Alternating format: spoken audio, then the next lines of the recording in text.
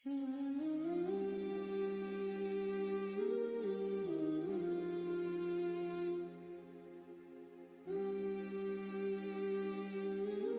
معاویہ بن سفیان ہے، ایک معاویہ بن خدیج صحابی ہیں، وہ کہتے ہیں میں جنگ فتح کر کے آیا تو سخت گرمی کا موسم تھا، مجھے پتا تھا کہ عمر فاروق دوپہر کو آرام کر رہے ہوں گے۔ آپ فرماتے ہیں میں مسجد نبی میں بیٹھ گیا، ایک بچی جناب عمر کے گھر سے نکلی تو مجھے کہنے لگی معاویہ آپ کا نام ہے؟ میں نے کہا ہاں۔ اندر جا کے جناب عمر کو بتایا تو عمر دوڑے آئے، اور جب آئے تو سر پہ ٹوپی کوئی نہیں، پیروں میں جوتا کوئی نہیں۔ کہنے لگے میں تیرا انتظار کر رہا تھا، آج مجھے امید تھی تو آئے گا، تو نے بتایا کیوں نہیں؟ تو میں نے کہا حضور مجھے پتا ہے رات ساری آپ چہرے پہ کپڑا ڈال کے مدینے کی گلیوں میں رہتے ہیں، تو دوپہر کو آپ آرام کرتے ہوں گے، اس لیے میں نے کوشش کی کہ آپ کو بیدار نہ کروں، آپ آرام کر رہے ہوں گے، اس لیے یہ میں نے کوشش کی کہ میں بیٹھتا ہوں مسجد میں آرام کرتا ہوں، جب آپ آئیں گے تو دیکھی جائے گی۔ حضرت عمر فاروق نے جلال کیا، فرمایا تو مجھے غافل سمجھتا ہے کہ میں سو جاؤں گا؟ اور آپ فرمانے لگے میں قوم کا خادم ہوں، جس کی اتنی زیادہ رعایا ہو وہ سو جائے چپ کر کے، میں نے جواب نہیں دینا اللہ کی بارگاہ میں؟ فرمایا میرے امیروں کی طرح سونے جاگنے کے وقت مقرر نہیں، میں قوم کا خادم ہوں، جس وقت بھی آیا کرو مجھے جگا لیا کرو، مجھے قبر میں جا کے خدا کو بھی جواب دینا ہے، محمد مصطفیٰ کو بھی جواب دینا ہے۔ میرے بھائی یاد رکھیں جب یہ چیزیں پیدا، اور پھر ہم نے ان تکلفات میں، میں نے کئی دفعہ یہ بات بیان کی ہے، اب تو لوگ رشتے کرتے ہیں تو ڈی سی کالونی میں کرائے کا مکان خریدتے ہیں، 2-4 غیروں کی گاڑیاں منگا کے دروازے کے آگے کھڑا کرتے ہیں، رشتہ ہو جاتا ہے بڑا گھر دیکھ کے، اور جب شادی کے چوتھے دن پتہ چلتا ہے کہ یہ کرائے کا مکان تھا، تو رشتے مکانوں پہ قائم نہیں ہوتے، اعتبار پہ قائم ہوتے ہیں، وہ اعتبار ٹوٹتا ہے تو زندگی بھر قائم نہیں ہوتا دوبارہ۔ جو آپ ہیں آپ وہی رہیں، جو آپ نہیں ہیں وہ کبھی بننے کی کوشش نہ کریں۔ اور میرے عزیز یہ بھی یاد رکھیں عاجزی آپ کو سوار دے گی، اور ویسے بھی ہم اللہ کے حضور جانے والے ہیں، اگر پردوں میں چھپ کے چلے جائیں گے تو بچ جائیں گے، اور اگر ہم اپنا آپ دکھاتے ہی رہیں ساری زندگی اسی چکر میں رہیں کہ مجھے بھی پوچھو، مجھ سے بھی مشاورت کرو، میری بھی بات سنو، تو یہ انا کی دور تو ختم ہی نہیں ہوتی۔ ہرس صرف پیسے کی نہیں ہوتی، ہرس ہوس شہرت کی بھی ہوتی ہے، اور نبی پاک صلی اللہ علیہ وسلم نے اس کو بھی بیان فرمایا ہے کہ یہ جو تیرے اندر چیز پیدا ہوتی ہے نا، میں جانا جاؤں پہچانا جاؤں، اس سے بھی اپنے آپ کو بچا۔ صحابہ کے بعد جس شخص کی خلافت سب سے مضبوط ہوئی وہ حضرت عمر بن عبدالعزیز تھے، اتنی بہترین خلافت کی کہ لوگوں کو حضرت عمر کا زمانہ یاد آ گیا۔ حضرت عمر بن عبدالعزیز عراق میں رہنے والی ایک عورت تھی، اس عورت کا خامد فوت ہو گیا تو 5 بچیاں یتیم تھی، وہ عراق سے چلی اور جناب عمر بن عبدالعزیز کے پاس آئی کہ آپ میری بچیوں کا وظیفہ لگا دیں۔ وہ کہتی ہے جب میں پہنچی نا یہاں تو اب تو استقبال آنا جانا بڑے معاملات ہیں، اب تو بچی کی برات آئے اور 5 7 10 20 لوگ دروازے پہ کھڑے نہ ہو تو برات ناراض ہو جاتی ہے، کہتے ہمارا استقبال ہی کسی نے نہیں کیا۔ تو استقبال تو اب اس طرح ہے جس طرح نشہ نہیں ہوتا، یہ استقبال کی حالت ہے، امیروں سے لے کے غریبوں تک، مجھے پوچھا ہی نہیں کسی نے، کرسی نہیں دی، آگے نہیں بٹھایا، یہ والا معاملہ ہے۔ اور میں میری طرح کے لوگ نیک لوگوں کی بات نہیں کرتا، اب تو ہم دیکھتے ہیں فلاں مولانا کا استقبال ہو رہا ہے، فلاں کے لیے لوگ کھڑے ہو رہے ہیں، نعرے لگ رہے ہیں، اور اب تو میں دیکھتا ہوں ایسے ایسے ہاتھ لہراتے ہیں صوفی اور درویش کہلانے والے، جیسے سیاسی لیڈر لہرایا کرتے ہیں۔ یہ کیا طریقہ ہوا؟ یہ کون سا طرز زندگی؟ میرے نبی پاک صلی اللہ علیہ وسلم نے فرمایا جو خواہش کرے کہ میں آؤں اور لوگ کھڑے ہوں وہ تو جہنمی ہے، تو دوزخی ہے۔ سارے وہی طریقے ہم اختیار کرتے جا رہے ہیں، وہی پروٹوکول ہے ہر جگہ، وہ لوگ جن کے دروازے کھلے ہونے چاہیے تھے وہاں بھی ہر وقت کے لیے معاملات طے ہو گئے۔ یاد رکھیں میرے نبی پاک علیہ الصلوۃ والسلام نے جو تعلیمات دی، حضرت عمر بن عبدالعزیز رحمت اللہ تعالی علیہ، عورت کہتی ہے میں پہنچ گئی، میں نے لوگوں سے پوچھا گھر کہاں ہے، تو کہا وہ جہاں بوری لٹک رہی ہے نا باہر ٹاٹ کا پردہ لگا ہوا ہے وہ حضرت عمر بن عبدالعزیز کا گھر ہے۔ کہتی ہے میں دروازے پہ دستک دی، ایک عورت نے دروازہ کھولا تو مجھے بی بی جان کے اندر بلایا، تو ان کے گھر کے اندر جب میں داخل ہوئی تو بڑا سارا سین تھا، ایک جانب کنواں لگا تھا، ایک طرف ایک بڑا درخت تھا، اور ایک چھوٹا سا بنائی ہوئی تھی جگہ برتن دھونے کے لیے، اور بی بی نہ برتنوں کو مٹی لگا کے صابن لگا کے بیٹھی ہوئی تھی، کام کر رہی تھی وہ عورت۔ مجھے اس نے درخت کے نیچے بٹھایا، پانی پلایا۔ کیسے آئی ہو؟ میں نے کہا امیر المومنین سے ملنا ہے۔ کہنے لگی بیٹھو، تھوڑی دیر میں آ جاتے۔ کہتی تھوڑی، میں نے سمجھا گھر کی کوئی ملازمہ ہے، میں بیٹھ گئی۔ تھوڑی دیر گزری، پھر دستک ہوئی، اس بی بی نے اٹھ کے دروازہ کھولا تو جب وہ شخص اندر آئے تو کہنے لگی بڑی دیر سے برتنوں کو صابن لگا کے بیٹھی ہوں، کہاں رہ گئے تھے؟ کہتی ہیں وہ صاحب کہنے لگے بس ذرا مصروف ہو گیا تھا، دوڑے گئے، کنویں سے پانی نکالا، بی بی کو دیا، اس نے برتن دھوئے۔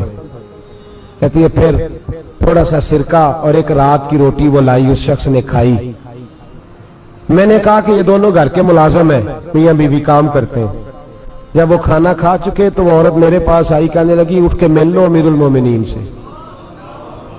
میں نے کہا کون امیر المومنین؟ تو کہنے لگی کب سے تو آئے ہیں، یہ جس نے کنویں سے پانی نکالا یہی مسلمانوں کا امیر ہے، اور یہ جس نے درخت کے نیچے بیٹھ کے سرکے سے روٹی کھائی ہے یہی ہے۔ یہ فرشتوں کی داستان نہیں، یہ وہ لوگ ہیں۔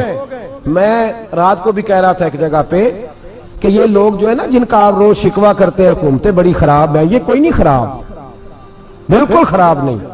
جتنے سیاسی لیڈر ہیں سارے صحیح ہیں، خراب وہ لوگ ہیں جو انہیں ووٹ دے کے لیڈر بناتے ہیں، بالکل خراب نہیں۔ میں تو ان کے حق میں ہوتا جا رہا ہوں۔ ناراض ہو گئے نا آپ لوگ؟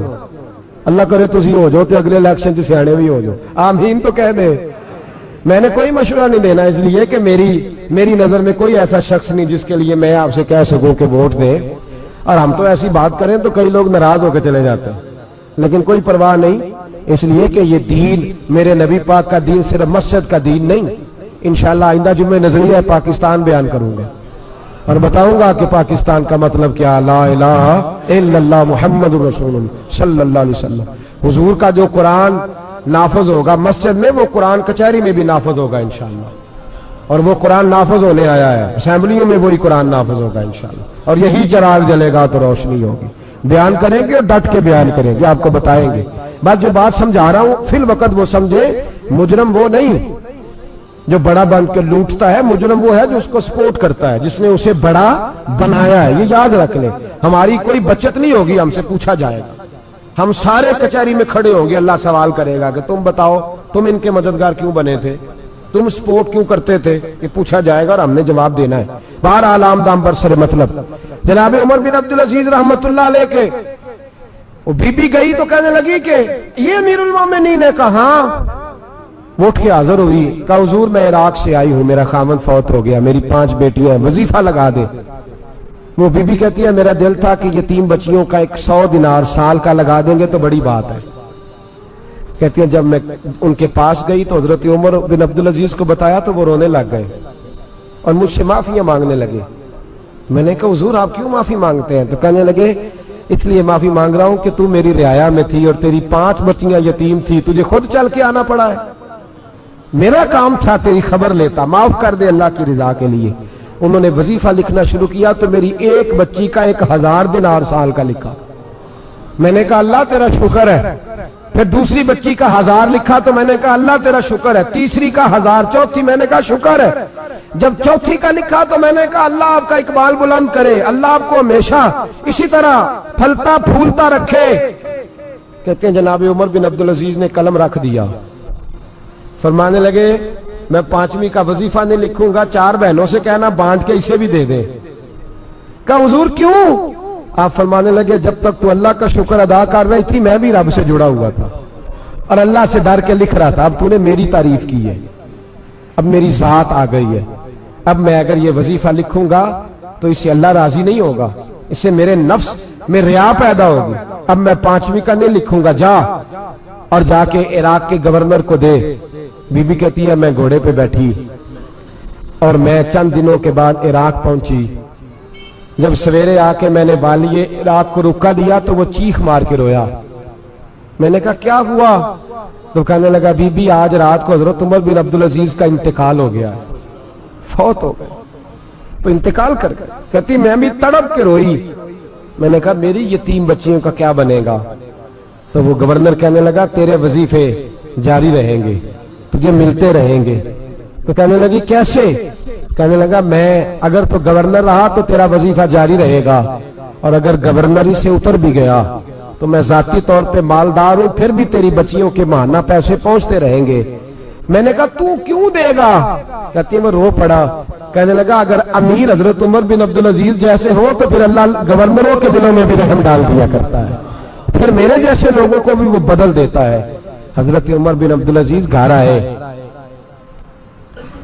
3 بیٹیاں تھیں، ایک کو آواز دی وہ آئی تو اس نے منہ پہ ہاتھ رکھا ہے، دوسری کو آواز دی وہ آئی تو منہ پہ ہاتھ رکھا ہے، تیسری کو آواز دی تو منہ پہ ہاتھ رکھا ہے۔ آپ نے اپنی بیوی سے کہا کہ یہ بچیاں منہ پہ ہاتھ کیوں تینوں نے رکھا ہوا ہے، کیا بات ہے؟ تو بی بی رو پڑی، کہنے لگی 4 دن ہو گئے میری بیٹیاں پیاس سے روٹی کھا رہی ہیں، 4 دن ہو گئے، ان کے منہ سے بدبو آتی ہے، اس لیے وہ آپ کے سامنے آتی ہیں تو منہ پہ ہاتھ رکھ لیتی ہیں 4 دنوں سے۔ بی بی رو رہی ہے، حضرت عمر جلال میں آ گئے، آپ فرمانے لگے تو یہ رو رہی ہے، تو روئی ہے، تو نے میرے گھر میں رہ کے اللہ کی ناشکری کی ہے، تو شکر ادا نہیں کرتی کہ 3 وقت پیاز اور روٹی تجھے گھر کی 4 دیواری کے اندر مل جاتا؟ رو رہی ہے، اور میں میرے ساتھ باہر نکل، تجھے وہ لوگ دکھاؤں جو جھونپڑیوں میں رہتے ہیں اور مانگ کے کھاتے ہیں، تجھے دکھاؤں۔ اتنی ناشکری کہ گھر کے اندر پیاز پہنچ رہا ہے، روٹی پہنچ رہی ہے، اور تو کہتی ہے میری بیٹیاں پیاز سے کھاتی ہیں، شکر کر فاقے نہیں کاٹنے پڑے۔ پھر اگلے لفظ کہے تو رو پڑے، فرمانے لگے میں نے تو مصطفیٰ کے وہ حالات بھی سنے ہیں جس میں کئی دن بی بی فاطمہ نے فاقے کیے، تو گھر کے اندر پیاز پہنچ رہا ہے، تو ابھی بھی سادگی، عاجزی اور قناعت نعمت تھی ان لوگوں کی۔ ہمارے ہاں روز شکوا ہے، کس بات کا؟ گاڑی کوئی نہیں، روز رونا ہے، کس بات کا؟ بنگلہ کوئی نہیں، روز رونا ہے، کس بات کا؟ بینک بیلنس کوئی نہیں، 10 جوڑے کیوں نہیں عید پہ آئے؟ اور یہ صرف عورتوں کا مسئلہ نہیں، ہمارے اندر بھی یہ بات بدرجہ اولا، ہم روز اپنے آپ کو مسکین کہتے ہیں، غریب کہتے ہیں، لاچار کہتے ہیں، مجبور کہتے ہیں۔ کبھی دیکھو جو جھونپڑیوں میں رہتے ہیں، کبھی پلٹ کے دیکھو لوگوں کی طرف جو پیدا ہوئے تو آنکھیں کوئی نہیں تھی، ہاتھ کوئی نہیں تھے، پیر کوئی نہیں تھے، وہ دیکھو جو پیدا ہوئے تو سر پہ باپ کا سایہ کوئی نہیں تھا، کیسے کیسے لوگ وقت گزار رہے ہیں۔ ہم روز آ کے کہتے ہیں کاروبار ٹھنڈا ہو گیا، حالات بڑے خراب ہو گئے، ہم بڑے مجبور، کیا ہو گیا صاحب؟ اللہ کے دن ہے، سارے اللہ کے دن ہے، وصل اچھا ہے نہ فراق اچھا ہے، یار جس حال میں رکھے وہی حال اچھا ہے۔ بس اپنے آپ کو مطمئن کریں، عاجزی، انکساری، قناعت، سادگی، اس کو اپنی زندگی کا حصہ بنائیں، اللہ دولت سکون عطا کر دے گا۔ آخر دعوانا ان الحمدللہ رب۔ آقا نو یاد کر کے جلدائے میرا سینہ، آقا نو یاد کر کے جلدائے میرا سینہ، چھیتی وکھا خدایا، چھیتی وکھا خدایا، مینو کدی مدینہ، آقا نو یاد کر کے جلدائے میرا سینہ، دل روڑ لگ پیا، آنسو چھلک پے، دل روڑ لگ پیا، آنسو چھلک پڑے نے، حجاج دا جا تکیا، میں سامنے سفینہ،